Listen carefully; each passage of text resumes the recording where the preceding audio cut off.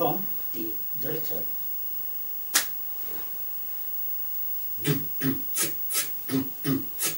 Bing, bong, bing, bing, bong, bing. Ja, das sag ich dir und das glaubst du mir. Die meisten im Raum sind Sozialphysiker. Sie haben gelernt, sie haben studiert und haben es auch mal mit Statistik probiert. 1 und 1 ist nicht 3 und nicht 4. Auch das Phänomen erforschen wir. Und ist das Problem auch winzig klein, evaluiert muss es allemal sein. Evaluiert muss es allemal sein. Bing, bong, bing, bing, bong, bing.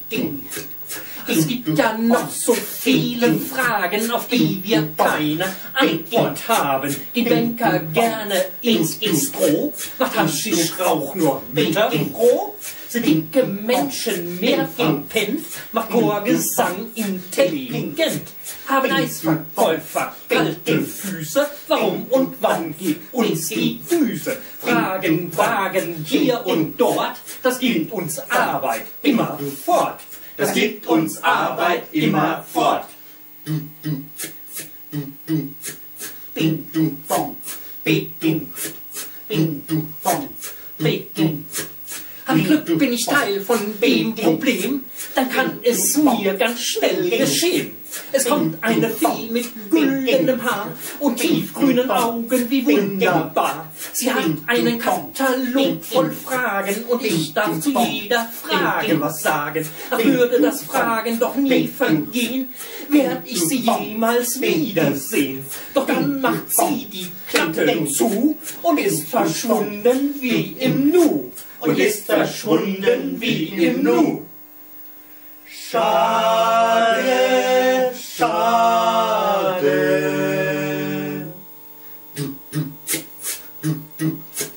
Bing, bong, bing, bong, bing. Ach was, ich such mir ein neues Problem, dann werd ich sie sicherlich wiedersehen. Dann werd ich sie sicherlich wiedersehen. Dann wird er sie sicherlich wiedersehen.